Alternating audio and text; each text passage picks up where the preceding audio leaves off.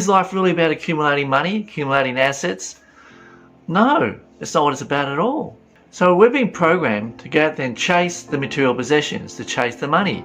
Well, here's the thing, that's what we're being programmed to think, that that's what life is all about. Just because we've chosen to believe doesn't mean we have to stick with it. The key is to be able to find what works for you. Most people are not doing what they want to do. Perhaps what you're doing right now is not for you.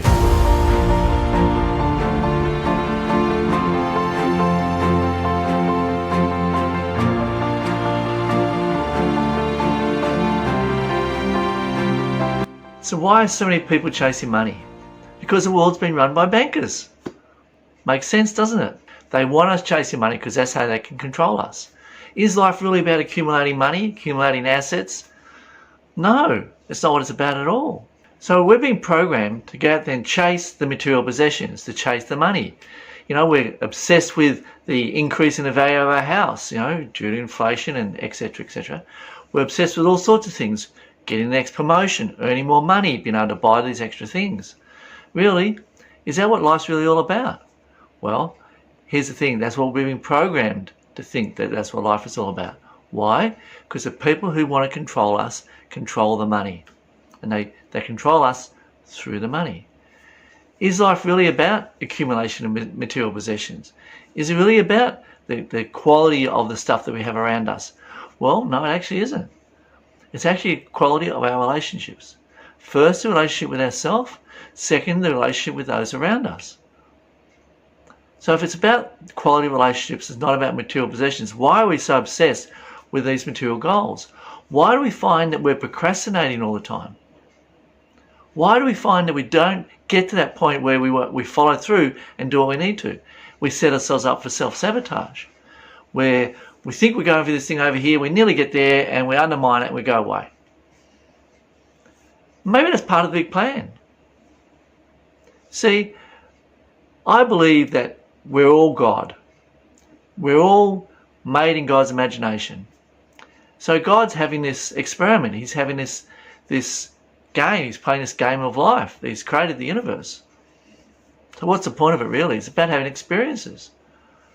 So going out there and getting material possessions, is that part of the plan? Well, it's a part of it.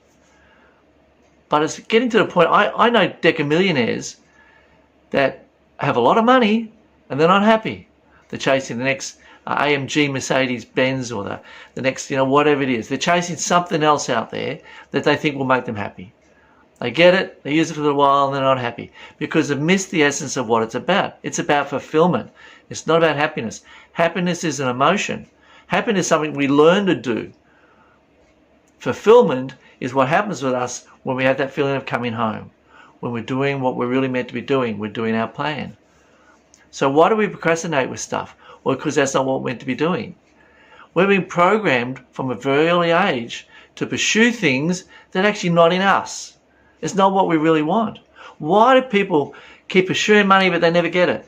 Because that's not part of their plan. Money's not part of their plan.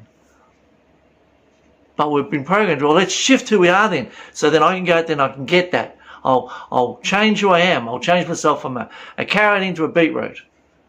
No, you're a carrot. Now, if you experience a whole lot of things that aren't working for you in your life, that doesn't mean that's who you are. Like I heard someone say recently, you're not a loser, you're just losing. So you can change your circumstances. So that's all programming. Programming from our first 7 years. We pick up things from our environment. We listen and watch what's going on around us. We listen to our teachers, our parents, our grandparents, our siblings, and we take it all in. In our first 7 years, we don't have the ability to be able to discern what's good for us and what isn't. So we absorb the whole lot in. Does that work? Well, that's just how it happens. That's the plan. So some of that program is good for us, and some of it's not. So let's talk about how to differentiate between what's good for me and what's not. You say, well, that's really easy. Well, is it? Especially if you've got really strong programming to do what this person over here says, the authority, the TV or the government or a particular parent or someone you really admire. If someone you really admire says to do this, this and this, then you often do it and it may not work for you. The key is to be able to find what works for you. not what someone else is doing. It's what works for you. So how do you differentiate between programming that's good for you and programming that's not good for you? Well, you have to try it on. You have to put it on like a jumper. Put it on and see what it feels like. And that feels good, like you feel congruent with it, you feel empowered. You pick up insights and things, and great, run with it for a while. It may be only a temporary thing. You might run like a bus. You jump on a bus, get you where you want to go, then you get off it. Then you walk a little while, you get on another bus, you get on a train, or you get in a car. Then you might go a long way in a car.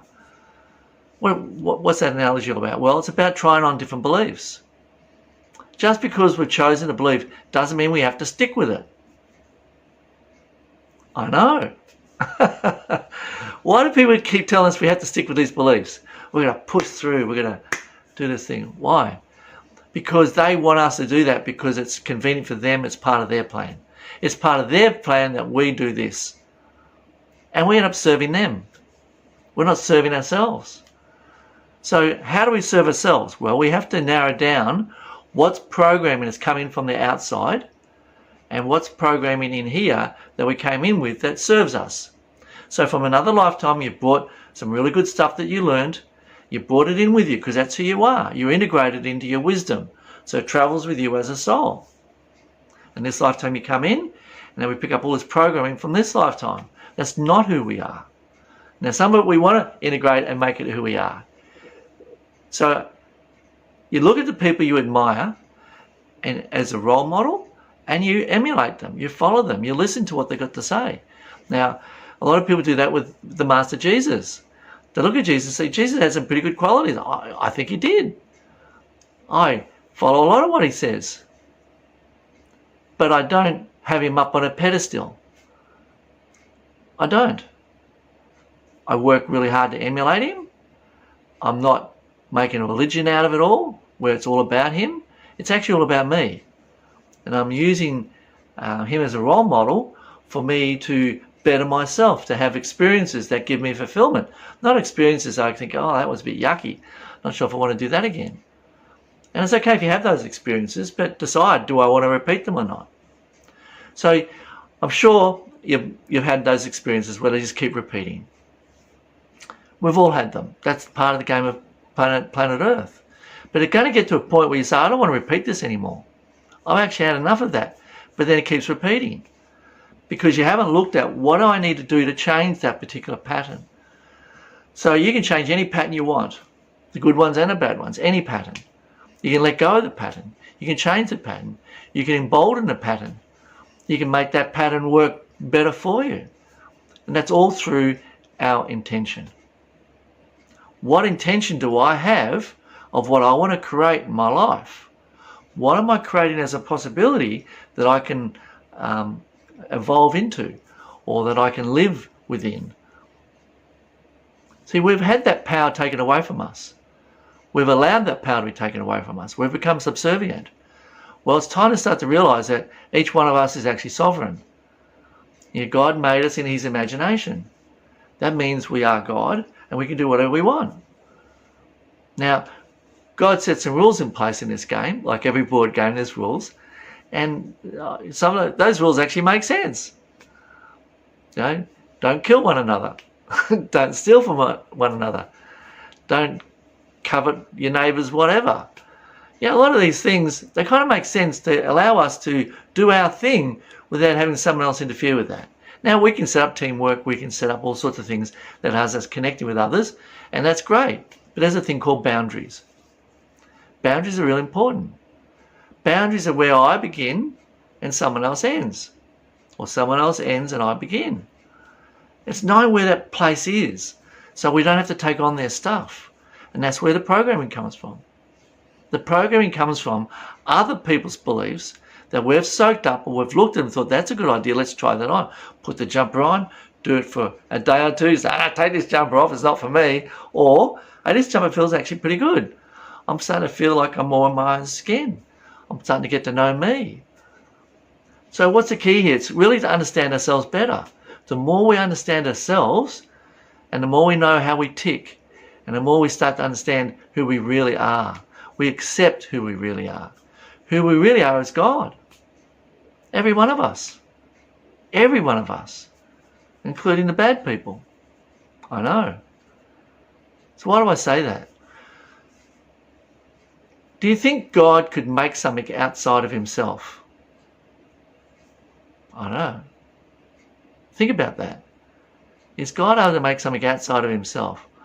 Or can something develop or be created outside of himself? I think not. So perhaps all the bad people out there that are doing this horrible, terrible stuff are part of the game. It's like any game. You know, you play the game and there's some people in the game that turn out to be rivals. They're trying to accumulate castles on this board, or you're trying to get the same castle and you fight over it. That's part of the game. So it's, what am I going to do in that situation? And am I going to stand up for myself and have a boundary and say, no, that's not acceptable to me. I don't play my life that way. You can go play it somewhere else. So by being able to accept other people and what game they're playing out and whether I want to be involved or not, that's how we grow. That's how we learn more about ourselves. That's how we slough off those programmings, because those programmings pop up. Okay, so you're involved in something and an idea pops in your head. Oh no, I better not do that because of such and such. Where did that come from? Whose idea was that? Why shouldn't I do it? Do I want to do it? What would it be like if I did do it? Try it on. Put the jumper on and find out for yourself. So it could be something really simple. It could be a programming like if you don't behave yourself, you're going to get into trouble. Let's look at some of the program that you may have had put onto you throughout your life. Let's say you're not ever going to amount to anything. Let's say that's the programming. You might say, well, I can accept that and live my life like that, or I can choose not to. You say, well, someone might have thought I wasn't going to amount to anything, but what do I want to do? What do I want to do with my life? What's important to me? Well, the answer's in here. It's in our heart. It's in our gut feeling. It's in our hunches. It's in our inspirations. It's in our desire to pursue fulfillment. That's where our answers are. So, are you involved in a job right now that really lights you up? Do you feel fulfilled? Do you go home and go, wow, I had a great day today. Everything went smoothly. I really love what I do. I love this job. I'd do it if I didn't get paid. So if you're in that situation, bravo. Not many people are. Most people are doing a job that they hate, or at the minimal, they don't like. But they're doing it because they need what? The money. Everything's around the money. So if you're doing a job for the money, but you'd rather go out there and just be an artist or just be something else that we've been told doesn't make any money, don't pursue that career because you won't have a big house. You won't have the Mercedes-Benz. You won't be able to send your kids to private school. So that's all programming. I should pursue this line of a career because someone thinks that's what's best for me, instead of me going through and doing what I really want to do for myself, and then having encouragement to pursue that for myself. Now, you find the thing that you really love doing, and then you do that for the rest of your life, and you don't have to work a day in your life. Isn't that funny?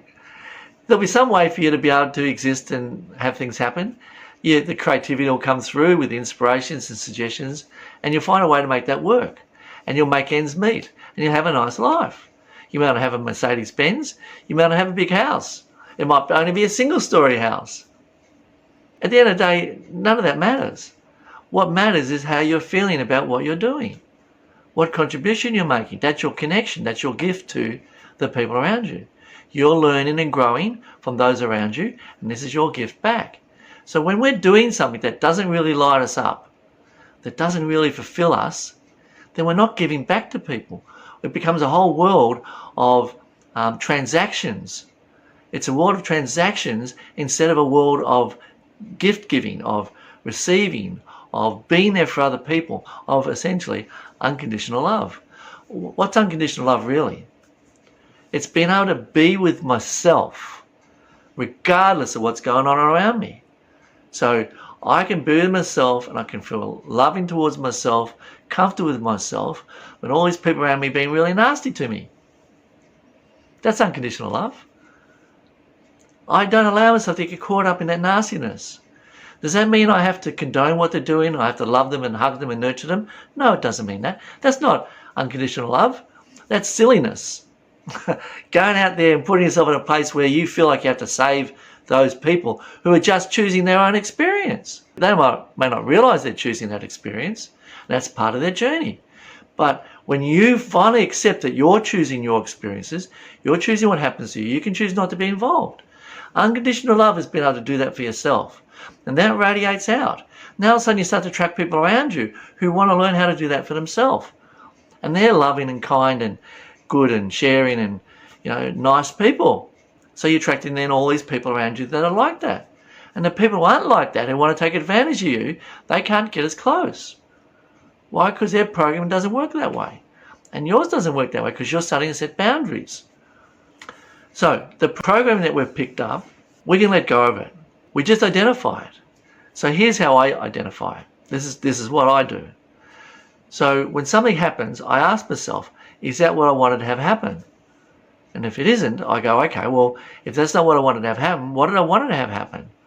How come that didn't happen? At that moment, decision made, well, went this way, not that way. What contributed to that decision? And I don't always get the answer straight away. It might be a day or two later, but something could pop into my mind. And I think, oh, that's interesting. So now I go out there and I pursue that extra little thing that popped into my mind. I try it on like a jumper. So, okay, so if it's this, then what would that mean? How do I go about changing that? A lot of time it's just a decision. It's just a decision. You make a decision that you're going to change and you're never going to be like that again. You don't say it because someone else is expecting you to. You're not saying that because if you don't, you're going to lose someone. That's a bit of a trap. That's programming. So I have to adjust myself and I have to only behave in a certain way that's acceptable to somebody else. That sounds like programming to me. I want to be with someone who wants me for who I am. I am me, warts and all. Does that mean I'm keeping some of those warts? Well, some of them I'll probably keep. Some I'm not aware of. Some I know about it and I'm trying to work on them.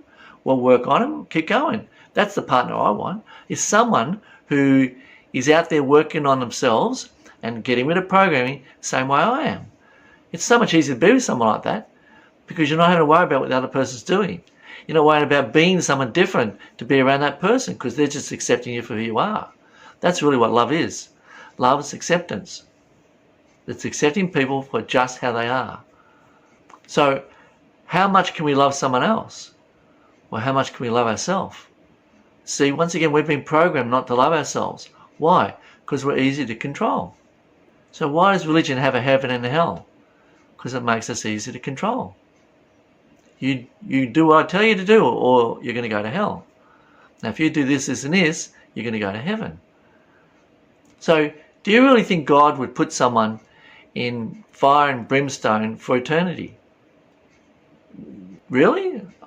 When you understand and accept the fact that each one of us is God, God wouldn't do that to himself. He's just playing a game. Why would he do that?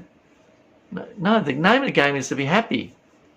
So God's sitting out there outside of the universe, minding his own business, just enjoying himself, enjoying his own company. And he decides, okay, I'm going to play a game. And he starts playing this game. And in the game, he gives the players free will. He gives the players choice. He also gives them, like that game they have there on television where you have this question, you can phone a friend or you can ask for 50-50 or whatever. God does that with us all the time. You don't just get one ask a friend. You get up to 50 a day, which is working with your spiritual helpers. So spiritual helpers are there giving us inspiration suggestions every single day, up to 50. That's 50 phone a friends. So how many times do we utilize that? Well, not often. The Bible says if we listen to our angels once in 1,000 times, they'll lead us away of uprightness. So most people listen to them once every 1,000 times. That's once every 20 days. So the point I'm trying to make here is, in being able to let go of your programming, you've got help. You've got help from all sorts of people, not just from the people around you, but from your spiritual helpers, from your friends. Do I talk to my friends about stuff I'm working out? No, generally I don't. No, because it's something you're working through yourself. They're working through their own stuff. I go in and be an ear for my friends, and they can be an ear for me, but I don't talk it out backwards and forwards. You know, it's really important to realise that when people tell you stuff out there in the world, it's just an opinion. They're sharing from their own perspective. It doesn't make it invalid. It doesn't make it wrong what they're saying. You just have to decide if it's for you or not. And you ask yourself, does it resonate with me? Does it feel good? Now, sometimes we hear things that we don't really want to hear, and it doesn't feel good. It might be something we've actually been wanting to hear, and we're not quite ready for it, or we're not on the edge of our comfort zone. We're sitting in the middle of our comfort zone. So when something comes from the outside about us that we really need to hear, but we're not ready to hear, and we're in our comfort zone, it's going to feel not very pleasant. But if we're on the edge of our comfort zone and we're comfortable with the uncomfortableness of what that's like, then when something turns up that we really need to hear, we can be with that uncomfortableness. Does that make sense? So by getting good at being comfortable with your uncomfortableness, that means when you hear stuff like that, you can actually be with it. So what I do is I pop it all up on a mental shelf and I just leave it there. I let it ruminate. Sometimes it might pop off a day later. It might be a year later, decade later. Doesn't matter. But if I throw it out and reject it, then I have to hear it all over again for the first time. And this is what happens with our programming. Our programming is there in our face all the time. Most of the time we just say, that's the way it is. I have to accept that that's just the way it is. You know, you don't.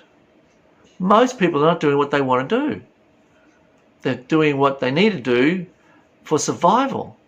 They're not doing what they need to do because that's what's best for them. They're doing it for survival. So many people out there are caught up in survival. I used to be. Once upon a time I did that whole thing, pursuing the whole money thing, and I did pretty well at that game. But it didn't give me fulfillment. And then I started going out there and working with people and helping them find what do they really want to do. Wow, my life was just completely different. The fulfillment was there. Fulfillment wasn't there before. I enjoyed doing what I was doing before, and I was happy, but there's this gnawing thing inside that kept saying, there's got to be more to life than this. Like, I couldn't imagine myself doing that for another 40 years, and at the end of saying, well, that was what I was supposed to do. And I kept saying, no. Now, some people that is. So I'm not saying what I did was wrong. Don't go there. I'm saying it wasn't for me. So all I'm proposing right now is perhaps what you're doing right now is not for you. Now, interesting thing happens. We vacate that place, and that creates a vacuum for someone else to move into that place that we vacated. That might be exactly what they wanted to do this lifetime. Now we're not doing that. They can now go do that. So we've created a space for someone else to be fulfilled doing what they want to do. So just because we walk away from something doesn't mean everything's going to collapse and fall apart. What it means is we're starting the journey for ourselves. That's all we're doing with our journey, is we're doing it for ourselves. Now, there are 4 things we call our 4 loyalties, our 4 responsibilities. The first one is to me as a soul. So I'm a soul that lives in this physical body. So who I am is a soul. So the second loyalty is to my physical body. So if I don't look after my physical body, it's not going to survive. It's not going to be well enough for me to do what I want to do as a soul. So I look after my physical body. I eat well. I do everything in moderation. I like to. Sometimes no, but next day I go, okay, well, I'll get better today. I don't give myself a hard time. I used to feel guilty with that sort of stuff. I don't do that anymore. I just go, well, that was yesterday, and today I'm going to do this. So the first loyalty is to me as a soul. What does that mean, really? That means I'm going to do things that I need to do for me and my experience and what I came down here to do, what my contribution is, what my learning is, my understanding about myself. That's my number 1 priority. So if there's a course I want to do that's going to help me understand myself, that's my priority. Family comes along and says, we're this function. I go, well, I'm sorry, I can't go. I'm doing this thing over here for me. Now, if the family want me included in that, what I do is I say, you know what? Here's a schedule of all the courses, the events and the trips or retreats that I'm doing for the rest of the year or for the next 3 months. And if you want me at that family function, don't book it on these days I'm not available. Simple, isn't it? Initially, when you're doing that, the family will push back.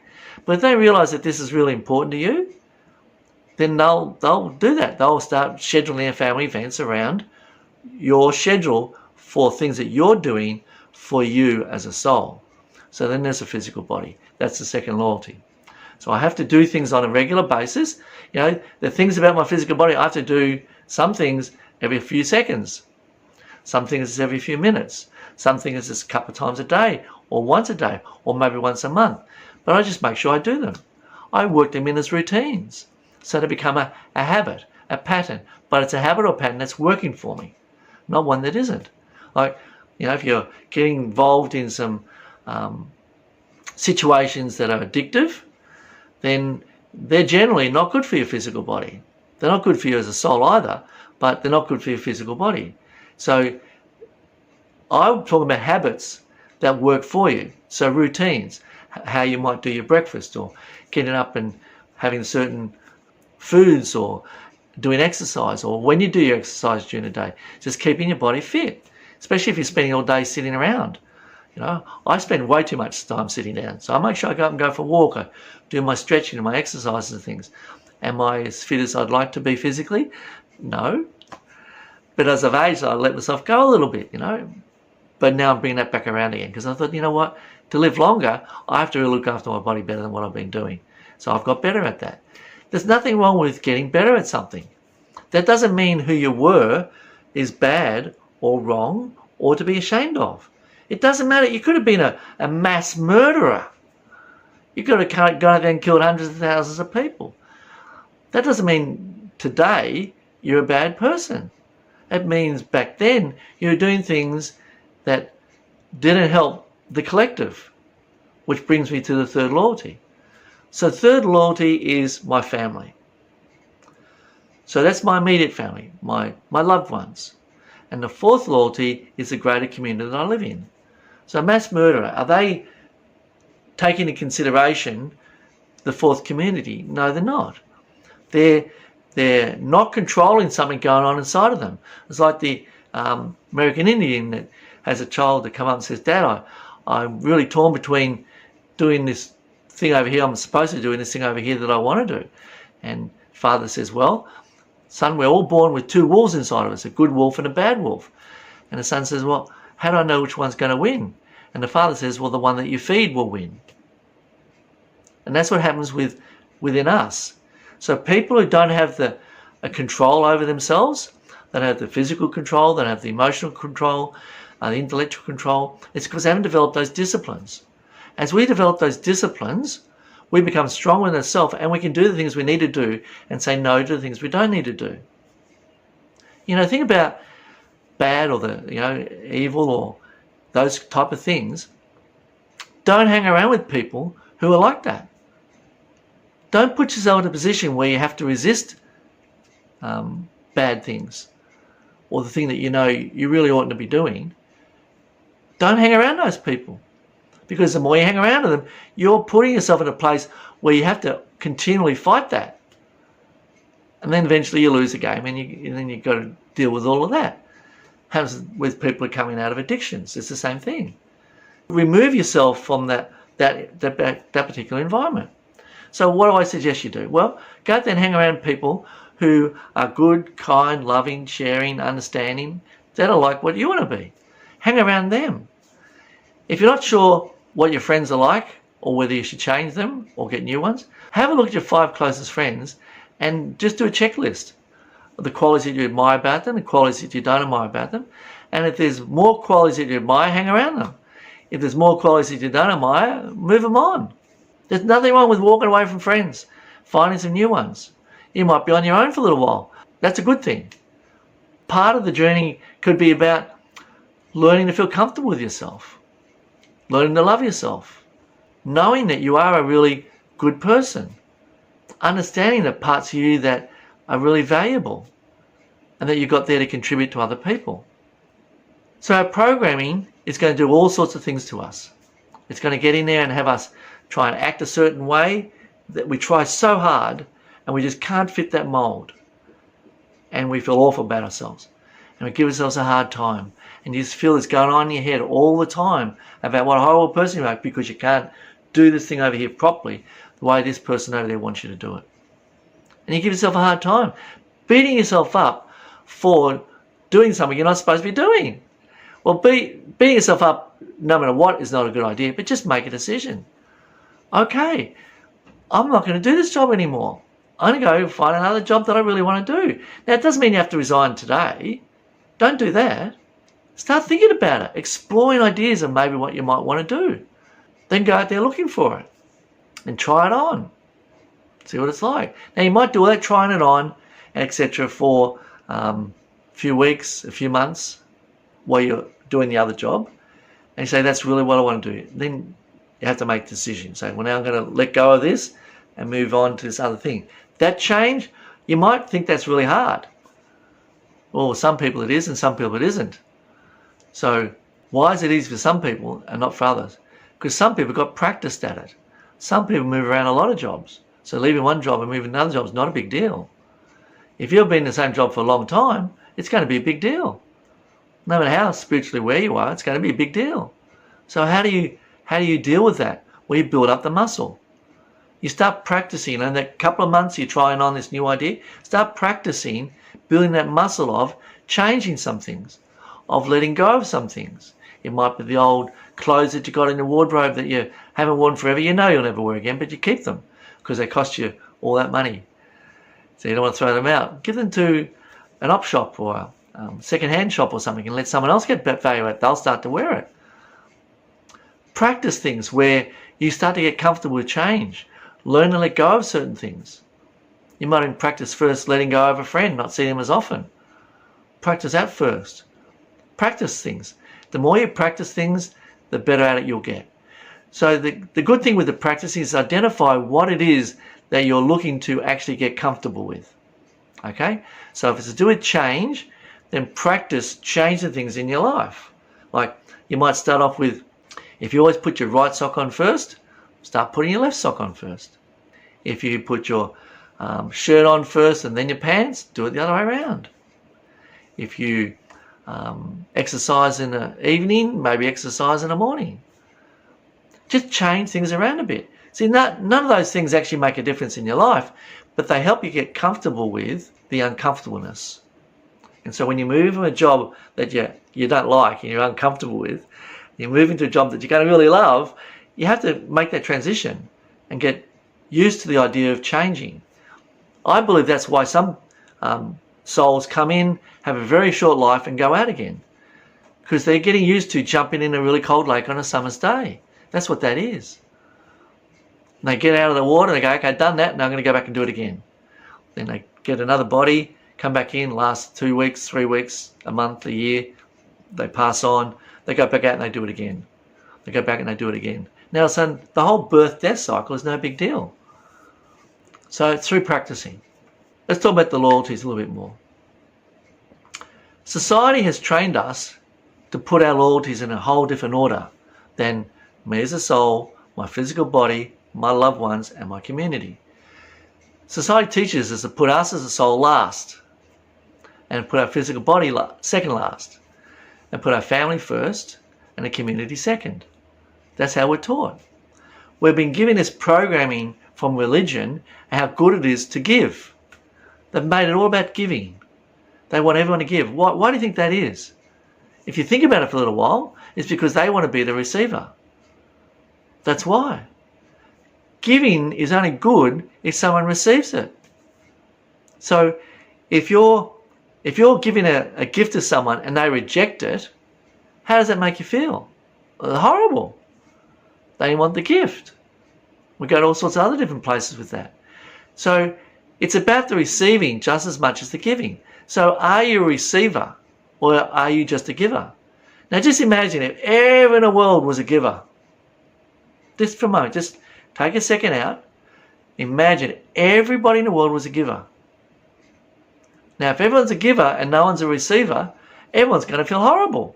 Like everyone is going to feel horrible. Because no one's going to be, no, let me give to you. Oh, no, I don't need your gift. No, but let me give you a gift. No, I've got a gift for you. No, I don't need yours. You see where it's going here, right? So the focus on giving is not the answer. Is it a part of it? Absolutely. It's actually half of the answer. What's the other half, you might ask? Well, it's receiving, isn't it? It's giving and receiving. Like, let me ask you this question. How good are you receiving a compliment? Most people aren't very good at it. They'll diminish it in some way.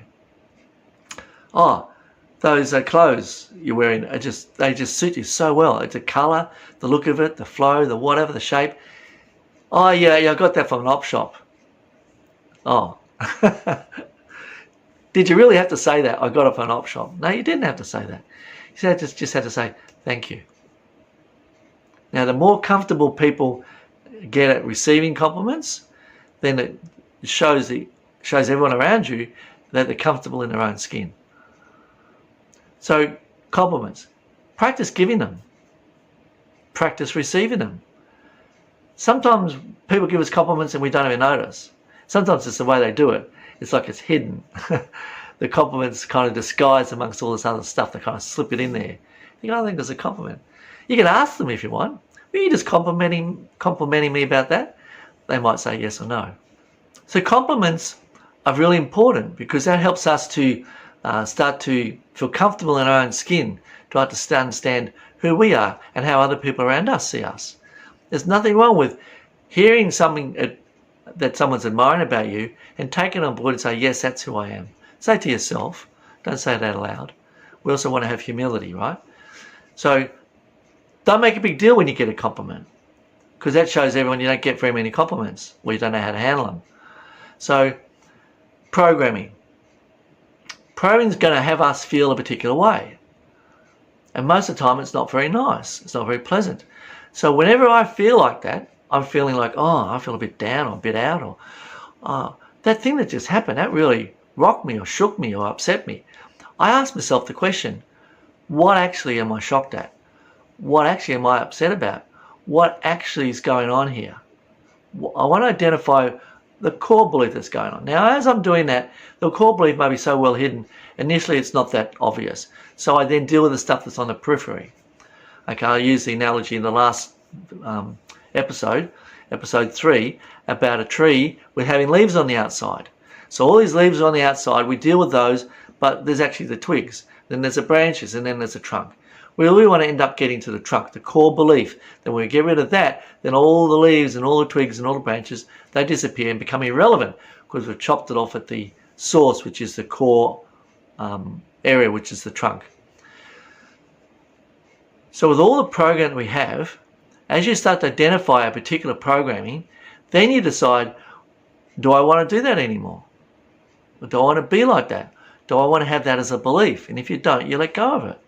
You say, well, what I'm going to do is this from now on. Like, here's an example. Once upon a time, I was really upset with someone for stuff they're leaving around the house. Someone I was sharing a house with. They just leave things lying around the house. And I used to get upset about it. And then one day I thought, you know what? I'm just going to kind of work on myself.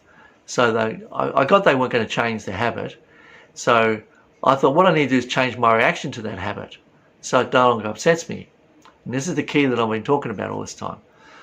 So what I did was I said to my spiritual helpers, show me how I do that. Because I got upset by it, that meant that I actually did it. Whatever it is, I do it. So I want to know, how do I do it? So the very next day, I come and I took my shoes off, I left them there, right in the middle of the passageway where everyone walks in and out of the kitchen. I come out of the kitchen 10 minutes later and I tripped over my own shoes. I looked at it and I thought, I said to my guys, that's how I do it, and they said yes. So the moment they said yes, I thought that's what I need to do. Now, is it about my shoes? No, it isn't. The shoes are a symptom of what was upsetting me. What was actually upsetting me was the lack of care for my own energy. I was allowing my energy to be frittered away, to be leaked out of that hose, to be dissipated. I wasn't taking care of my own energy. So I committed in that moment, I said to my spiritual helpers, from now on, for eternity, I'm going to be responsible for my energy and not fritting it away, and I'm going to put everything back where it belongs, and I'm going to make sure that everything's wrapped up nicely. And since that day, that's what I've done. Because I wasn't just going to do it, I integrated it into who I am. Do you see the difference? When I'm continually doing something, making sure I'm always putting my shoes away, then I'm having to remind myself intellectually to do something in the physical world. But what I did was I committed to make me, as a soul, responsible for the energy that I am. That's the difference. And so when I did that, that meant I didn't fit it away with anything that I do. It made my life so much easier. Now, what happened in that situation in the home I was living in was that no longer bothered me. That person still continued to do that, and it didn't bother me at all, like not even scary. In fact, I went around and I tidied those things up myself. I never mentioned it. I never told the person I was doing that. I just did it. Why? Because I wanted a clean house. So I'm willing to be responsible for me to live in a clean house, neat and tidy, where everything's in its place. Did I become pedantic about it? Did I become compulsive about it? No. Compulsive about it is when you're doing stuff because you're afraid. I wasn't doing it because I was afraid of living in a dirty house. I was doing it because I was excited about living in a clean house. That's the difference. So, the different loyalties. My number one loyalty is me as a soul. My number two loyalty is my physical body. My number three loyalty is my loved ones. My number four loyalty is my greater community. So what happens when I start looking after my number one loyalty? I'm assuming that's not happening right now. I'm assuming that your loyalties are all over the place like everyone's is, right? Then as you start to move it around to your soul first, your physical body second, you start doing that, and the people, your loved ones, they'll start to get upset. Now that might be, some might say, well, clearly I'm not supposed to be doing that because it's upset my greater community or my loved ones, so I shouldn't be doing that. That's an indication I did the wrong thing. No. This is where we need to be able to differentiate between when a program works for us and when a program doesn't work for us. So some fundamental spiritual beliefs, and loyalty is one of them I'll talk about. I'll talk about others in other videos as time moves on. But today we're talking about the loyalty and about programming. So when we're working with our loyalty, as we shift that, that creates an environment where other people have to either accept me now who I am or change themselves.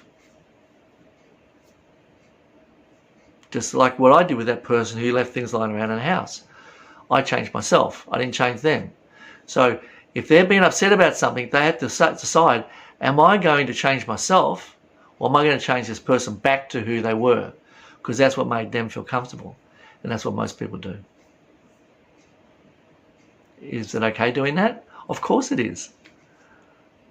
Because we're not judging other people for decisions that they're making because they have free will. They're sovereign. What does sovereign mean? Sovereign means they get to choose for themselves. They're their own master. So it's not my job to go and change them either. So you should now live the way I'm living. But one thing I've learned over the years is people will follow an example that they see as working for that other person that they then want to follow. That's what happens. So you be that example. Not so they change. You're not an example so they change. You're an example because that's how you want to live your life. Then just go about living your life. Jesus actually said that. Go out there and just be my example. So, as you start to make those changes, things can get a little bit awkward. It's like elastic band. If you put an elastic band around those two fingers and you pull the two fingers apart like that, it's going to pull just as hard on this finger as it does on this finger. You pull a bit further and a bit further until you can't pull the elastic band any further at all. Now what happens? This is you, right? So you just stay there and go, well, I'm doing what I know I need to do for myself. Now this other finger over here has two choices. It can stay where it is and hurt, and it's hurting you, this finger too, which is you, but you have to be calm and relaxed about it all, and I can talk about that in a second. But this finger over here has the two decisions to make. Stay where it is and continue to hurt, or do this. Now, that's not you forcing them to change. That's you changing and being strong in it. You're like a stake in the ground. I've decided this is the way I'm going to be. This is what's best for me. Now, You can do what you want to do. If this is done in a loving way, not aggressive, not I'm right, you're wrong, that's a horrible way to do things. But if you just do it like, I'm just doing this for me, because it's what's best for me, this person might go, wow, that means I can now do what's best for me. Now the two of you are close again. And this person now doing what's best for them. That's often what happens in a family environment. They don't often stay out there or leave. Sometimes that happens. Sometimes a sibling or another man in the family will disown you. They'll leave. They'll get out of the elastic band and go somewhere else. That's okay. And they do that, let them go. Your responsibility is not that other person. I'm responsible for what I communicate and do for other people, but what they do with that is up to them. So I'm responsible for how I live my life. I am. Now, when we're in a victim mode, we're saying someone else is responsible for my life. That's what it means to be a victim. Someone else has the power over me and my life, instead of saying I have the power over me and my life. So can you spend your whole life being a victor? Of course you can. Most people choose not to because of their programming. Programming out there that's not okay, you don't fight back, you can't state or enforce a boundary. There's a lot of that going on around at the moment. You're going to offend somebody. Offence is a very funny thing, No damage is ever done with an offence. That's how that person's choosing to take it. We grew up with sticks and stones will break my bones, but words will never hurt me. Now all of a sudden words destroy people. What's going on? We've become weaker. Why? Because the people out there, the bankers and the other people who want to control us, they've had a significant lead in time to get us to this place right now with where we're at. Well, things are changing. Things are changing so fast right now that it's really time for everyone to be ready to be uncomfortable, because things are changing, and when that change happens, it's going to happen with or without you. And if you're not ready to be able to move and become resilient and flexible and uncomfortable by choice, you're going to be stuck in the middle of a comfort zone, and it's going to feel very awful in there, and you won't feel safe at all. Comfort zones are about safety. I'm always on about growth. You get that from the edge of the comfort zone. So when you're on the edge of the comfort zone is where you're going to get the growth from. So with everything going on with the world right now, with everything's happening around each one of us, it's a good idea for us to start to develop our spiritual fitness. So spiritual fitness comes from learning some really basic fundamental beliefs and practicing them, and starting to understand that that's actually what works for them. One of them is working with your spiritual helpers. Another one is your loyalties. Start to get your loyalties straightened out. Start to look after you spiritually. Start to look after you physically. Start to look after your family as a third priority. Now the funny thing is, if you're treating your kids like the number one priority, then the kids will do the same thing with their kids. And everyone's going to leave themselves out. You're teaching the kids to leave themselves out as a person, that other people are more important. No, the kids aren't more important than you. They can be as equally important, but not more important. So the couple needs to look after their relationship. The couple needs to look after themselves as what they're after. And then the kids will watch that and they go, oh wow, they're making themselves a priority too. So I'll make myself a priority. Now, that's a whole nother program we can talk about later, where kids learn as they grow to be independent. And what happens with a lot of parents is they want to control the kids. So they want the kids to go a certain way or do a certain thing. Well, kids aren't like that. They're going to find their own path. They're going to find their own thing that they want to do. So we have to learn to let go of them and what they're choosing for themselves. And as parents, we have to allow that to happen, because we've been busy looking after ourselves and we've taught our children to look after themselves. So it takes a little bit of getting used to. But anyway, we can do another video about that another time. So if you've been caught in a life that's felt like a rat race, that's really not for you, that you've haven't enjoyed, you're wondering what the hell's really going on here. If maybe you've worked really hard, you've worked weekends and after hours and you missed out when your kid's growing up, you're thinking, what's the point? Now's the time to make a change. Not later, now. Look, just ask yourself, what do I really want? What I really want to have happen in my life?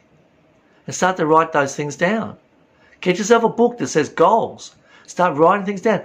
The things that are right out there, that are never, ever, ever going to happen. Start writing them down. And if anything to do with money or status or anything like that, ask yourself, is it me that wants that? Or am I just living the dream that everyone else is living or think they're supposed to be living? And if that's the case, scratch it off your goal, because it's not really what you want. That's the programming talking. You write down those goals, even far away out then, and then start to arrange them in order. So with goal setting, what I get people to do is you write down all the goals. How many are? Let's say there's 30 of them, right? 30 things that you want. Some can be really small. Some might be going on a cruise, or might be having a certain holiday, or might be attending your children's sports functions, or might be having children. Whatever it is, you write the goals down, right? Then you put them in priority order. So if you've got 30, you divide them into A, B, and C goals. So your A goals is the ones that you really want. B goals that come next, and C goals, well, it'd be great if they happened, but I'm okay if they're not. Then within this, you start with the C ones next. Then you go around, what's the 10th one in C? What's the one you least want? Then the number 9. So you get the C number 1, which is the one you most want out of that group. Then do it with the B's, then you do it with the A's. Now, whichever goal you start aiming for, whether it be B4 or A10 or C4 or whatever it is, you aim for that particular goal, and everything leading up to that goal, like if it's C4, that means C5, 6, 7, 8, 9, 10, they'll all happen automatically on your way to C4. If it's A1, then all 29 other ones will happen on the way to getting A1. My suggestion is don't necessarily aim for A1 straight off. Start to build the muscle first. You might start with C10, or you might start with C5 and C. Well, let's see if 6, 7, 8, 9, 10 come to fruition as I'm on the way to C5. So play around with it and have fun and enjoy that process. But just identifying what you want to do. It's only when you identify what you want to do, you can start to identify the programming so much easier, because the program will have you do what you don't want to do. Or it'll be programming that has you separate. So if the programming out there is having you feel like there's a them and us, then it's programming. That's not who we are. We are God. We are one with all things. We're already that. But the programming has us think that we're not. So the programming is having you think there's them and there's us, or there's me and there's you, or there's good and there's bad, or anything like that, then that's programming. You have to ask yourself, is that serving me right now? And if it is, great. And if it's not, choose to let go of it. Anyway, I look forward to seeing you on the next video.